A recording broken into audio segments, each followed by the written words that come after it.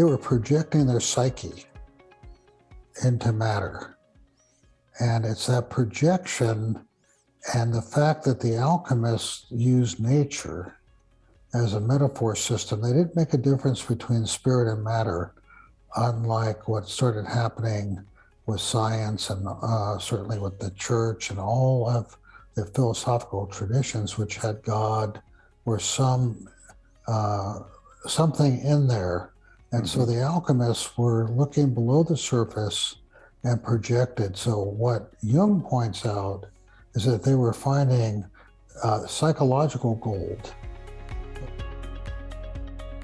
Welcome to In Search of the New Compassionate Male. My name is Clay Boykin. I support this podcast through my coaching practice. I help people visualize and harmonize, find direction and meaning, or simply get unstuck. Contact me at clayboykin.com for a free consultation. Now here's the latest episode of In Search of the New Compassionate Male. Hello, world. It's me, Dennis, and welcome to In Search of the New Compassionate Male. I'm Dennis Tardon. I'm co-hosting this episode with the founder of the New Compassionate Male and in search of Clay Boykin. Hey, Clay. Hi, Dennis. What a great afternoon we have. Coming back with us, I think now for the third time, we've been together several times, is Howard Teich, my dear friend. Thank you. Brilliant, Howard. What a difference you've made in my life, Howard. How I look at the world differently since solar and lunar have come into my life. How I've actually had a paradigm shift in my perceptions of the world through your work and what you're doing. What an honor. And I understand today that you're getting a chance to help me, especially. Clay you've had a much deeper understanding and work in alchemy than I. Well, yeah, but barely scratching the surface. And thanks to Howard, I've got a little bit more appreciation. But yeah, you're right. Yeah, me too. I only have a little appreciation of the depth of this imagery and this architecture that has been around really maybe from the beginning of carrying the fire, and certainly through Egypt, and particularly in the Middle Ages, which is what Carl Jung made a big discovery upon, that I think the future of his recognition is going to come from his having discovered alchemy and the collective unconscious mind.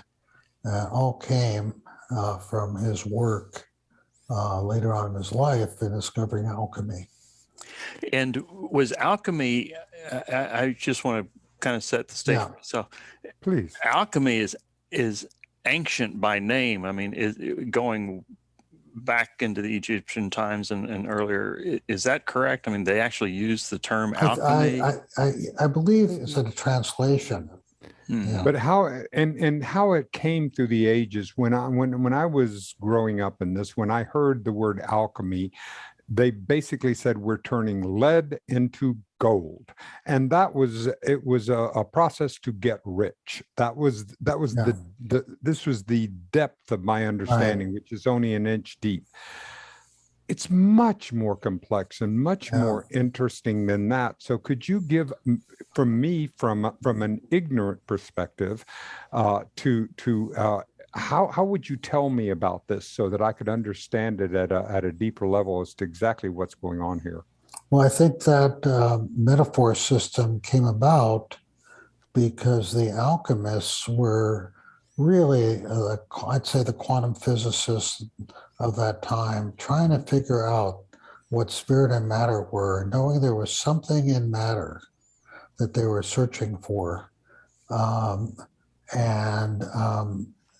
because they didn't understand what was there, as Jung brilliantly points out, they were projecting their psyche into matter. And it's that projection and the fact that the alchemists used nature as a metaphor system. They didn't make a difference between spirit and matter, unlike what started happening with science and certainly with the church and all of the philosophical traditions, which had God or something in there. And so the alchemists were looking below the surface and projected. So what Jung points out is that they were finding psychological gold, but because they didn't have the ego development that we now have, they didn't realize that. And so they actually thought it was matter, and it was the pre-chemistry that is pretty much when alchemy died as a metaphor system in about 1600s.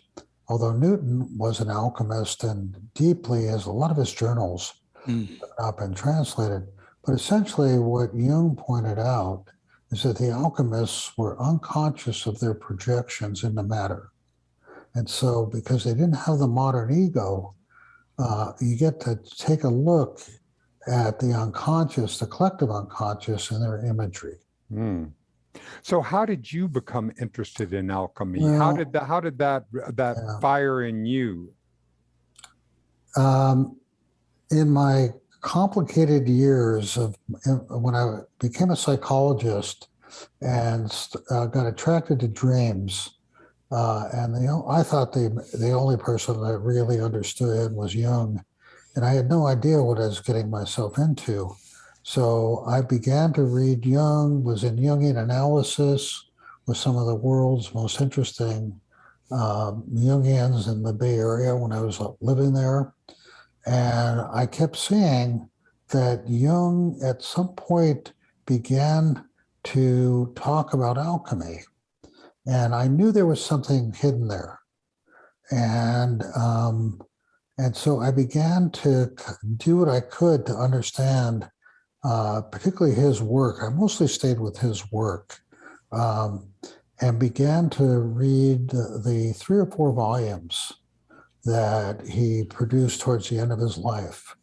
And I knew there was something there, and it took me years and years to get the thing that you mentioned, which is the lunar masculine that came, because the alchemists were mostly men. And so most of it was the male psyche, as it turned out. And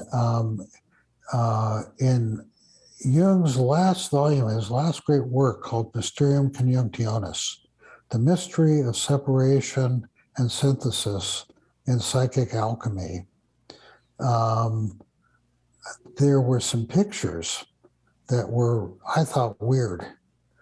They were in his other book on alchemy that was actually from the quantum physicist Wolfgang Pauli's dreams, it was just loaded with all the classic alchemical imagery.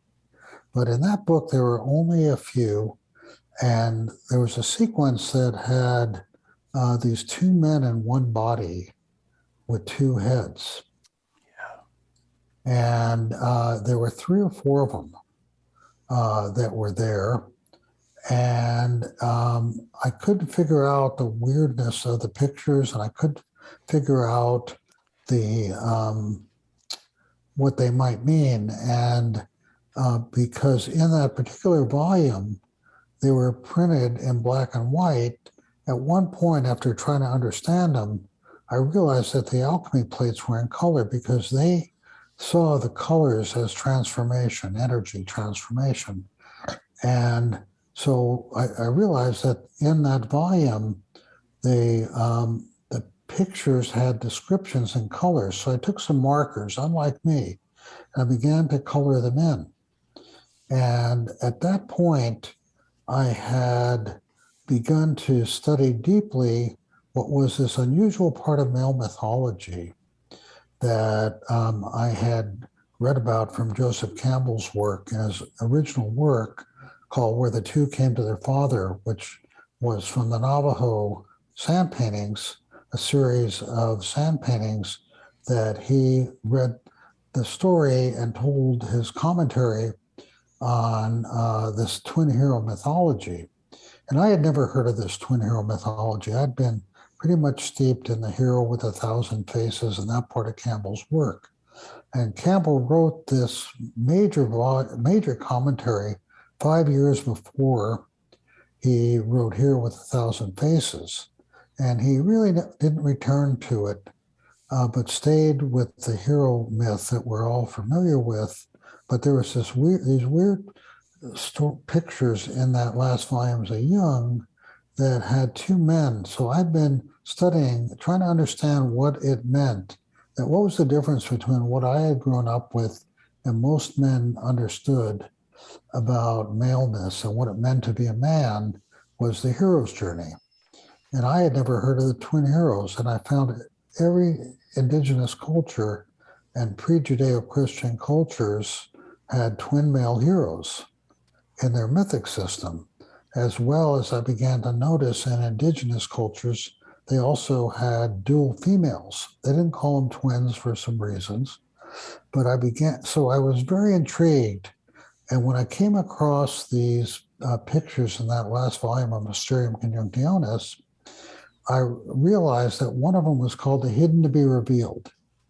And I thought, wow, if there's something hidden from the alchemists that they hid, this must be really significant.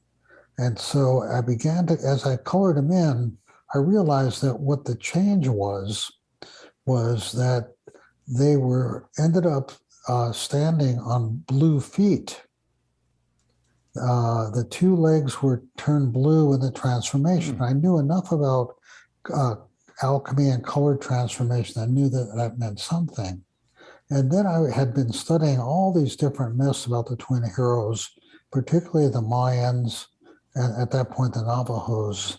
And I realized, wow, child born of the water was a figure in the Navajo myth. And in the Mayan story, when the twin heroes who played on the ball court, which many of your listeners may have been down to the Yucatan and seen Chichen Itza and some of the Mayan ruins, the twins were born in every single culture I could find, almost every culture I could find, as the part of the creation story. And it's only in Roman culture that Romulus kills Remus, and what we've lost in Western culture was one of the twins.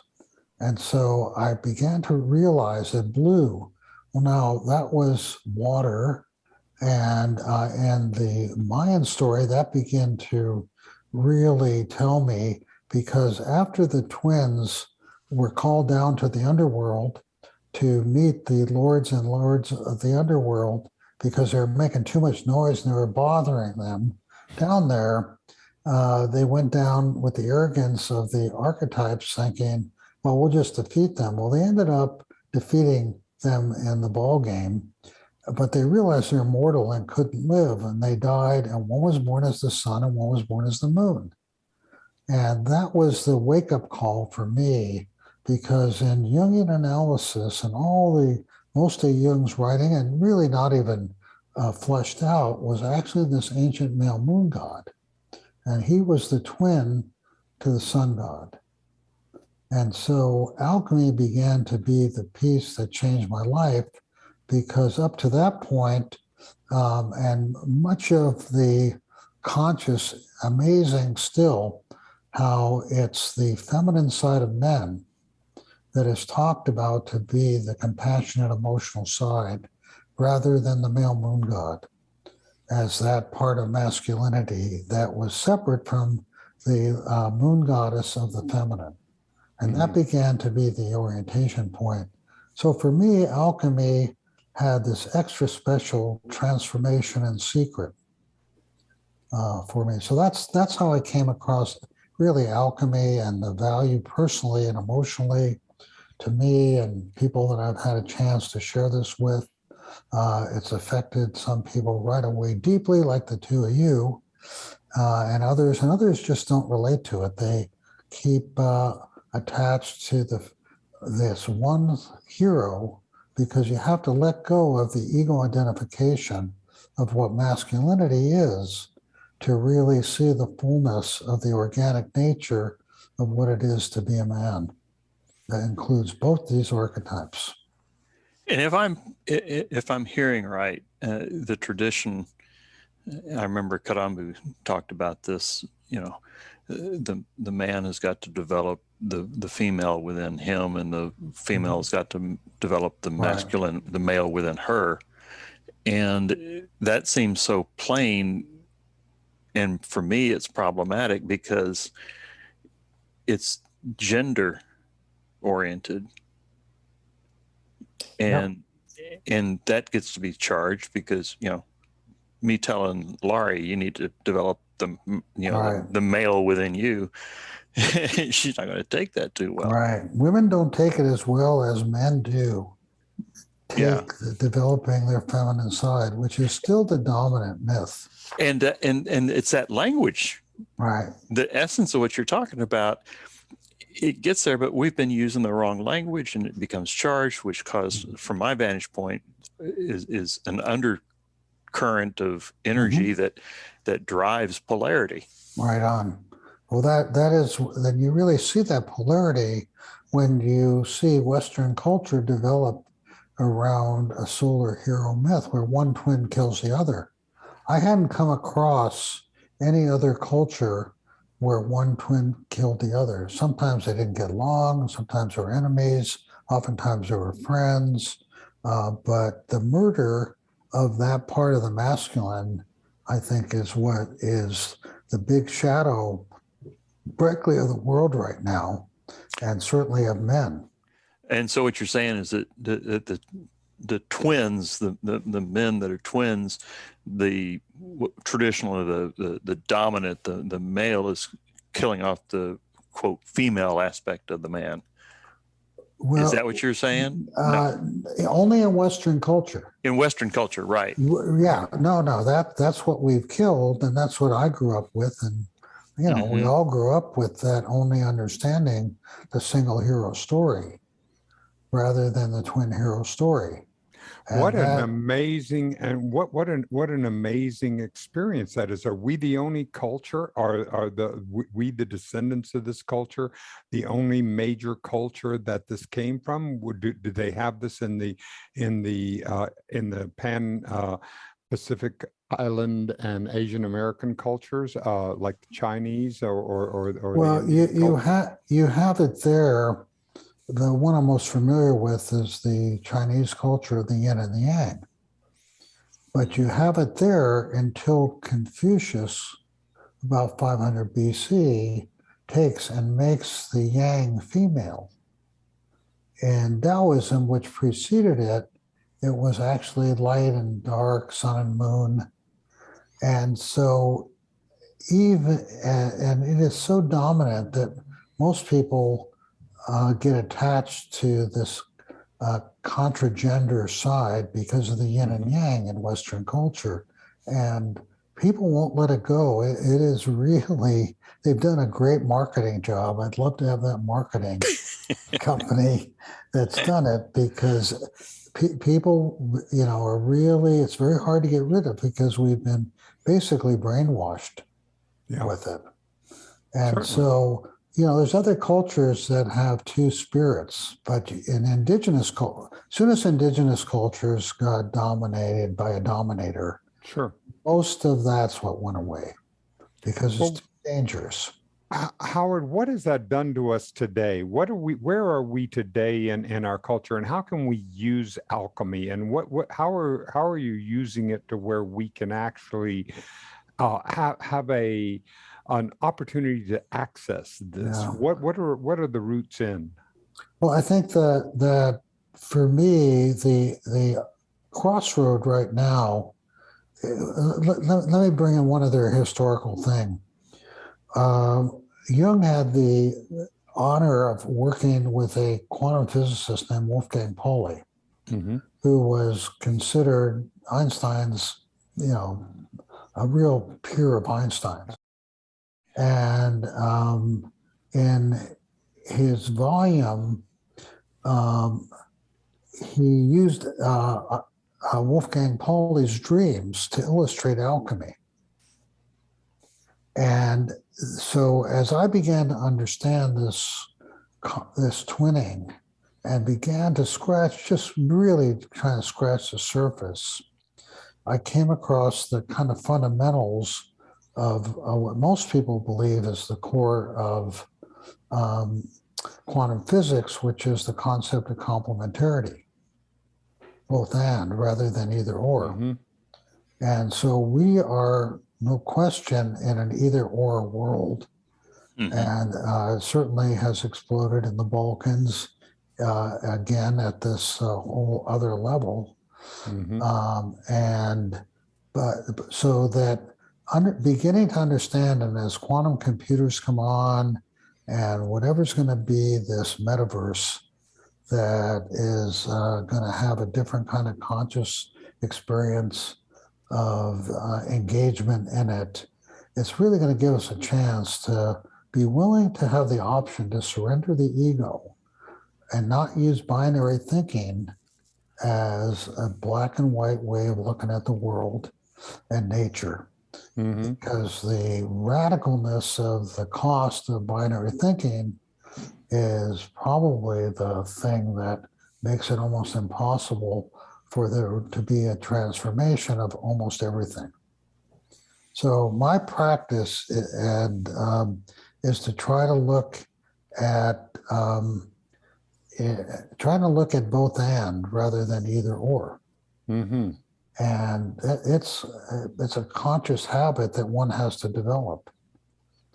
And I think that, without going into all of the alchemy about which most people are, it's kind of the core of quantum consciousness. Mm-hmm. And all of a sudden, I'm getting all these flyers about quantum this and quantum that, workshops here and there.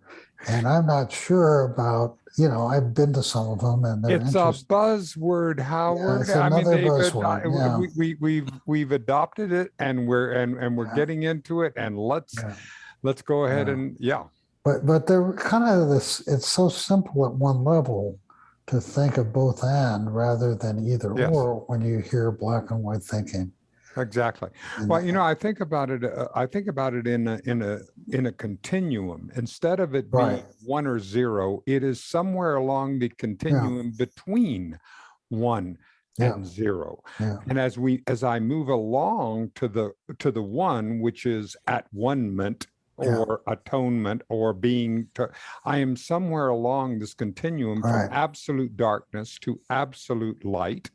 And as I move along this continuum, I can move a tiny gradient toward the 1. Or if I get into fear or lack or that kind of thing, move a little gradually toward the darker part. But I try to look at it along the continuum. Is that a way of framing it? Totally. And I would, because we are a continuum of energy, and we're in these cellular forms that are a manifestation of this, quantum energy. Yes. From the cosmos. And if I could say to your listeners, I would say that you two are the two people that my first conversation with you, where we got into this both and, I've not had that experience very often. So whatever it is that you two are contributing in these podcasts and in your other work, I would really highly recommend that people keep understanding what both of you are doing, because you're carrying it on at an architectural level, not just at an ego level. Thank you. What a lovely thing to hear. Well, it's true. What comes to mind, I mean, this whole search, this search for the compassionate male, is we're picking up knowledge and wisdom for everybody that we talk about. And I said, well, I heard this here, Howard, how does that fit for you? And so it's this snowball effect of knowledge and information. And I know at times I'm holding it all. I don't understand it, but I feel like there's something there. There's an energy there, and it keeps growing. Yep. And for me to sit here and say, well, I can explain it all. There's no way. But I can feel, I don't have the words to express what I'm feeling with the momentum that we've got happening here.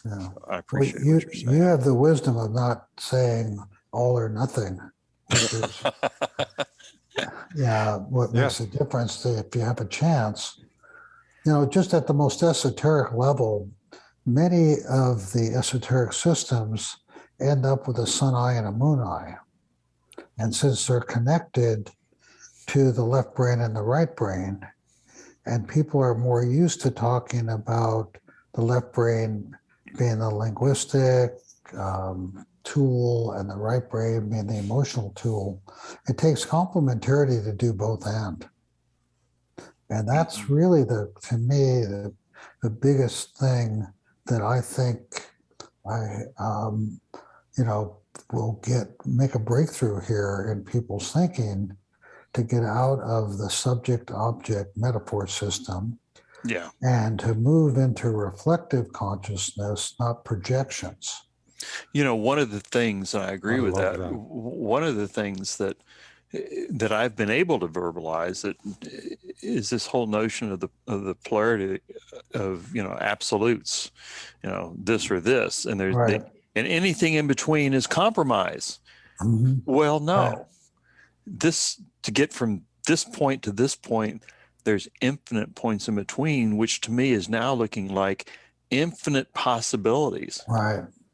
Not compromise where nobody gets what they really wanted. No, Right. it's infinite possibilities of what that space in between is, for me at least. Yeah, no, I think that compromise is when the ego is still attached and it's just going to the other end and hasn't really surrendered its black and white point of view. It's kind of in the back of the brain.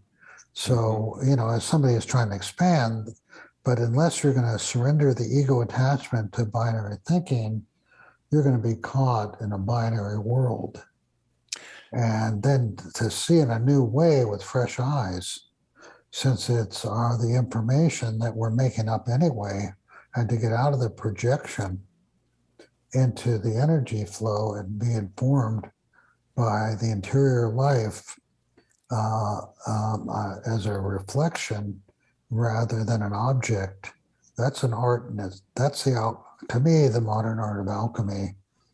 I just saw a visualization because we're talking about this or this, and this ego keeps this into a compromise conversation, and the release of the ego allows us both to lift up higher and lift our sights higher and aim at something higher than either one. And expand the ego, because it's the ego that's a child of the unconscious, but the ego thinks it is the unconscious. Damn ego. Over identification. Because it's really, you can look at indigenous wisdom built around the twin story. Now, twins as a metaphor of complementarity is what, I think people are searching for and getting at those people who don't want to think in binary terms. And there's plenty of people are never, certainly in our lifetime, I don't think are going to give up the binary quest. But it's the healthy ego that's built with its remembrance where it came from rather than think it is it. That's what we're talking about. You need an ego to power these. You need a healthy ego, hopefully in complementarity.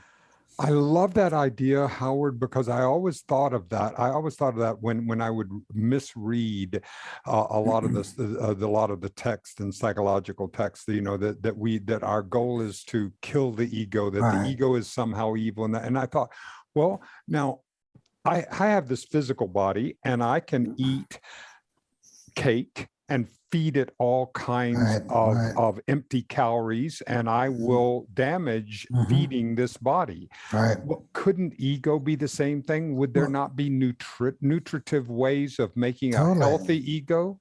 Yeah, because the ego is part of the body. It's an emergent phenomena that, some people think the modern ego happened, 2,000, 1,500 years ago, as opposed to collective ego in the transition that was going on at that time, mostly into monotheism. But that came along with it was this thing that I think is now called the ego. that if it still remembers that it's built on nature, Yeah, not an object, it's kind of the subject-object mindset. exactly. Do you inside yourself? I mean, because I've only had this a few times, and sometimes in meditations, a couple of times when I was in some kind of a psychedelic experience, to understand that my ego and who I really am are two different. I'd say they're complementary. Yes, they are complementary, but when I over-identify with the ego or the self. Or the self, exactly. Right. See, Okay, this was, if I could bring in the word self, and mandala, one of Jung's major things was trying to figure this out. And I would encourage any listener that really is interested in alchemy to read his his biography at the end, Memories, Dreams, and Reflections, because he goes in a couple of chapters, he really goes into the importance of alchemy.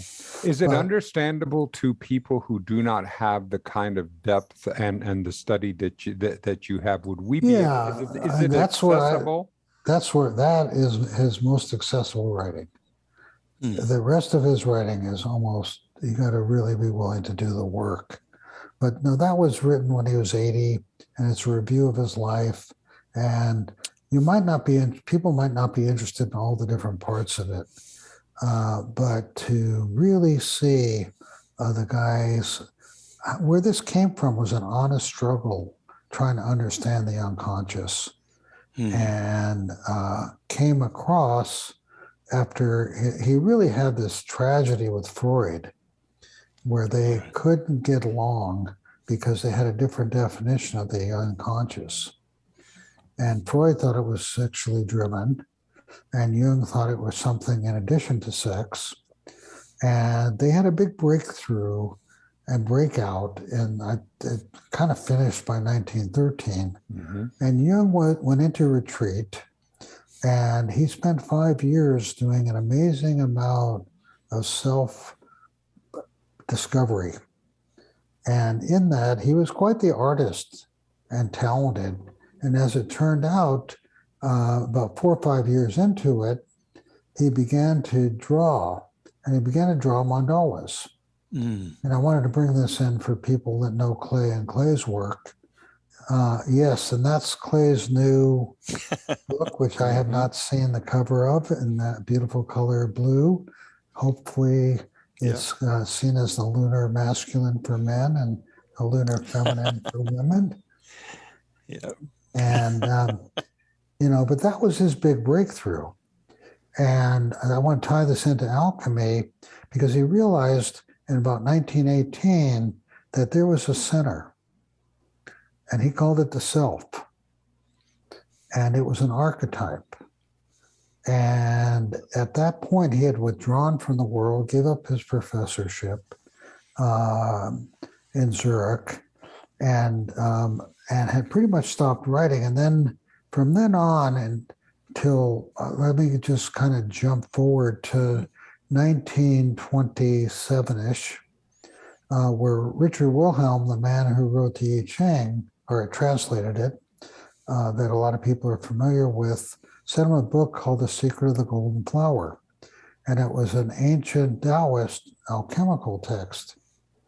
And he saw a mandala in there that made him realize that the mandala was the self and that alchemy was the through line, because as a scientist, he wanted to find out if this was going to be accurate, that what many of us now think is the way the world works and the collective unconscious, and many of these amazing discoveries that Jung did, it was his discovery of mandalas that was the beginning of the center of himself.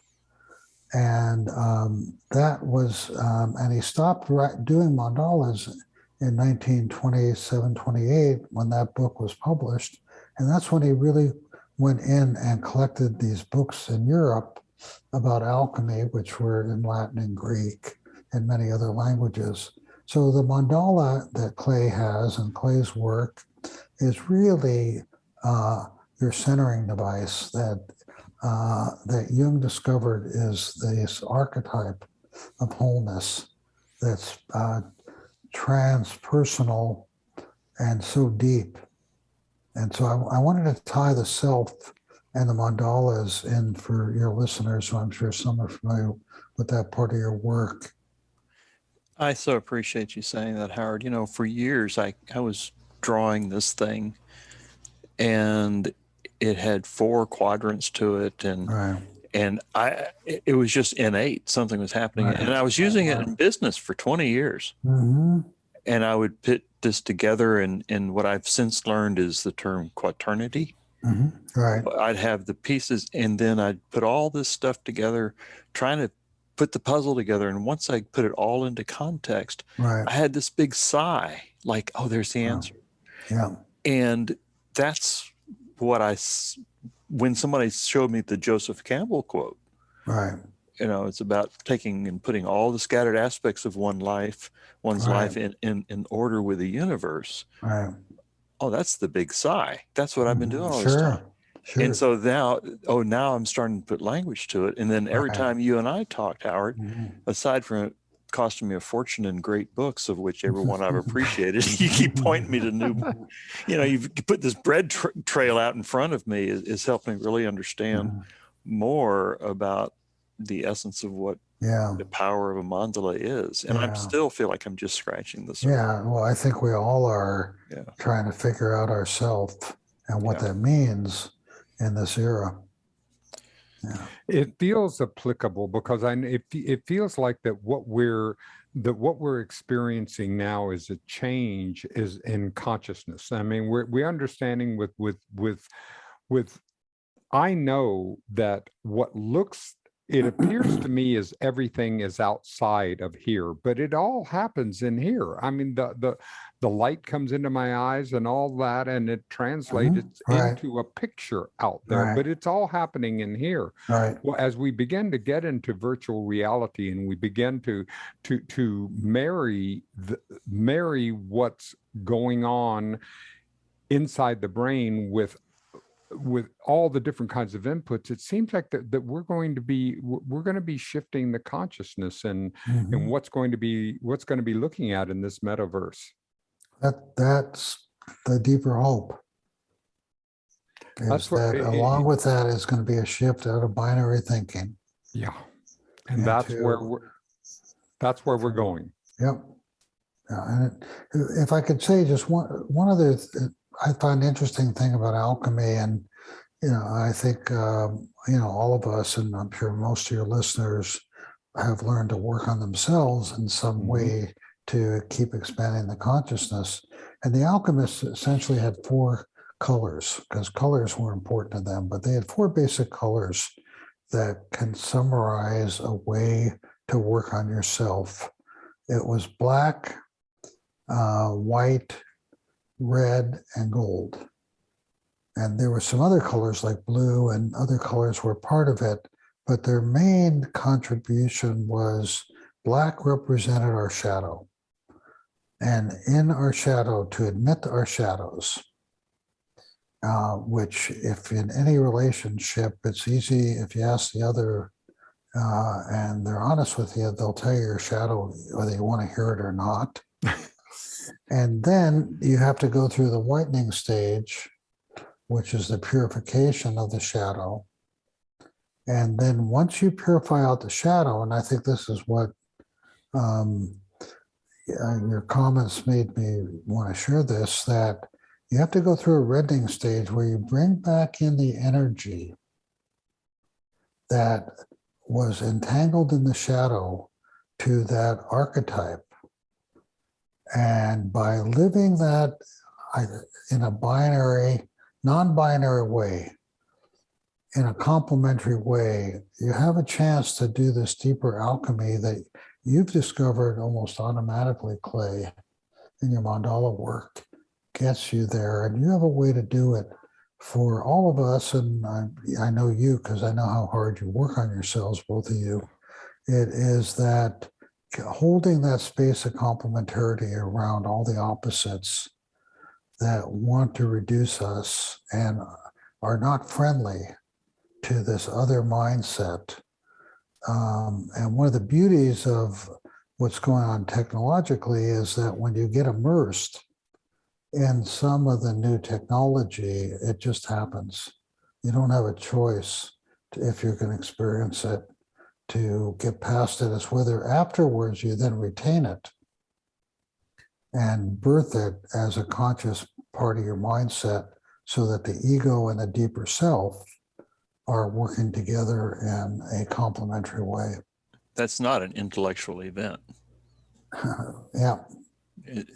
That's how I'm reading it. I mean, it's almost a visceral experience that eventually, for me, it becomes conscious, and I can say, "Oh, that's what was happening." Right. Yes. Yeah. I can't think my way into that space. Yeah. No, one thing that's interesting about consciousness, as much as you want to have the intention, it's almost only after it happens that you become aware that you become conscious of something before it disappears. Yeah. Yeah. That's I find it interesting to know, to imagine all the things that I'm going to be learning, that I can keep myself open so when I do come upon them, I actually experience them rather than walking past. Right on. Yeah. You know, and that's really my prayer. Keep me open. Keep me open, universe, to what lessons are here so that I can both learn them and experience them and then share them and share the grace. Yeah. Let me take just one piece of the alchemical process. There was this term that I've heard, and I've actually embedded it up into my mandala right over here somewhere, called the Philosopher's Stone. Right. And for the life of me, I knew that it was something, but I couldn't figure out what that something really was until you pointed me into the alchemical process. Right. But even now I have trouble. If somebody said, well, what's the Philosopher's Stone? Can you? Well, I'll take a minor stab at it, that it's the elixir. It's the part of all of us that are seeking health. And that was the main metaphor. One of the main metaphors for the alchemist was searching for the Philosopher's Stone, which oftentimes was imaged in the last, there's 7 different stages of alchemy, but I'll just refer to the last one, which is called the sacred marriage. And it's the sacred marriage oftentimes was imaged as the sun and the moon. And so I keep exploring that complementarity of the sun and the moon, taking the gender labels off and dealing with the energy, and finding that is the way that I try to image and articulate the elixir, the Philosopher's Stone, the healing stone. But they were after healings. They were trying to end something and discover something. And it was that piece that I've seen imaged as the sun and the moon and the complementarity. And in many of the alchemical pictures, because they were immersed in nature, they didn't have the magnitude of the subject-object language so far away, and they were trying to figure something out about matter. Well, we've kind of, accepted matter as an object and try to accumulate it rather than see it on the continuum of evolution that you pointed out. It really is, Dennis. It's energy that isn't fixed unless the ego fixes it. Yes. It's made into an object. And I find it fascinating when I read the Financial Times and you see people with billions of dollars, and I go, okay, well, what would be enough? I realize it must be playing a game. It must be playing the game, and that there's always the game to win more. But to what end? Right. To what? When do we ask ourselves that question? To what end? What are we doing here on the planet? What is my why am I here? Well, anyway, that's what I have sort of summarized as the Philosopher's Stone, is this quantum energy of the wave and the particle. Yeah. And trying to keep it alive and minimally make it into matter, attitudes, emotions that get stuck. Mm-hmm. And Okay. I stick the shadow. Okay, so let me pick up on that. Yeah. When you said shadow, and you've taught me the term prima materia,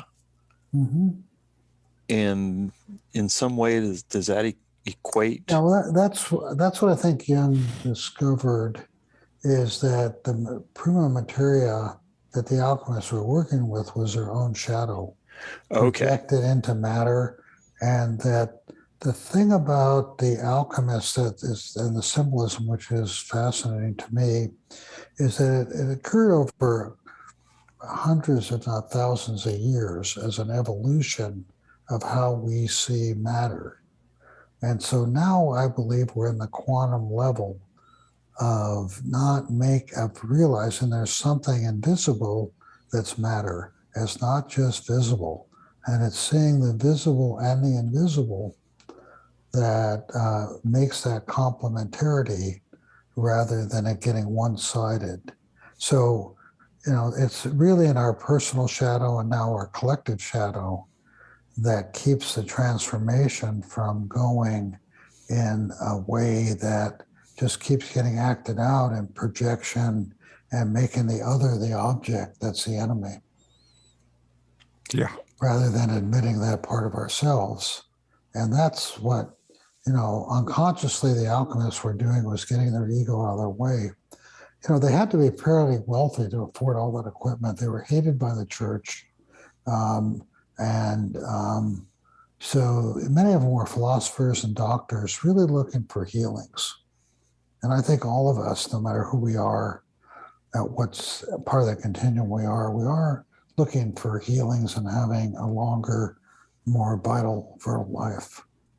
I guess they were, I guess at some point they were beginning to equate, I guess, that part of healing physically is the mental healing. Well, I'd say that's where Freud and Jung came in. Okay.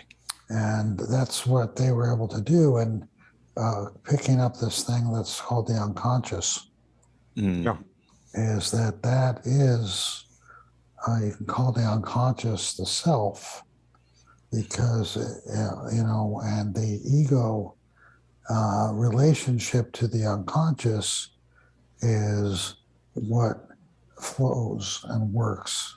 When you have too much ego or too much unconscious, you're in trouble. And that's hard to find the right dance of that particular configuration. Wow, the hard ego driving the unconscious. There's a formula for disaster. Right. And it vice certainly versa. has been in my life. Yeah. I think for all of us, yeah. Oh, not me.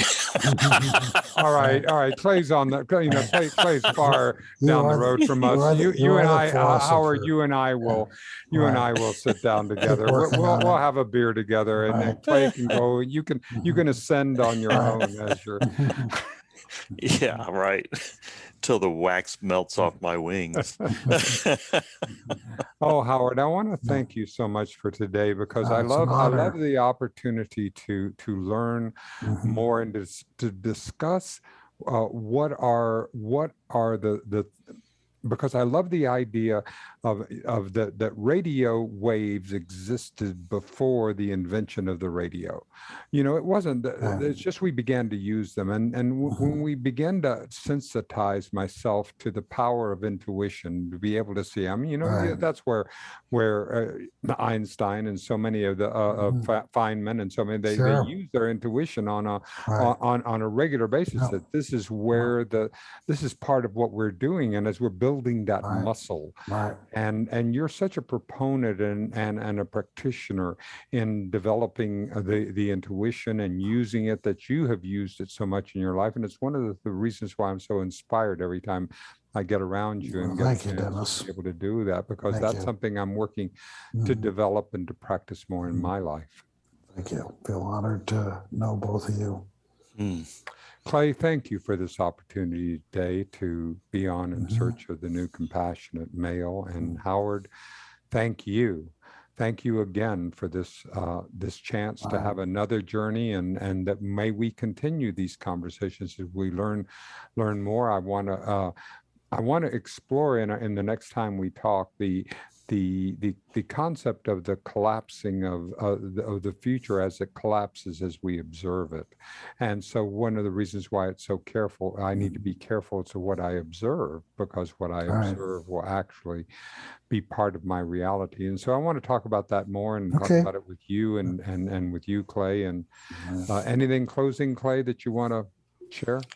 As always, I come away with a bit more knowledge when Howard and I talk. And more questions than when I walked in. I always have more questions on the other side of a conversation with Howard Teich than I have when I go in. And my Amazon book bill continues to get a little bit bigger. Jeff Bezos goes, "Yo, Howard's going to be on the podcast again." Ka-ching! Really, more for my yachts. I just love it when Howard's with us. It always expands my thinking, and I come away going, "Oh boy, so much more to study and so much." Not just my thinking too, it's my heart. Yeah. Because Howard, you're such a deeply heartful man, and have brought in your love and your love consciousness, and that has that from the way I interpret the word is so strong, and your intellect, of course, but the combination of those that you bring to us is extraordinary. Thank you for this. You both. Yeah. All right, thank you, Clay, and thank you everyone who has been here for this podcast, and we look forward to seeing you on future podcasts In Search of the New Compassionate Male.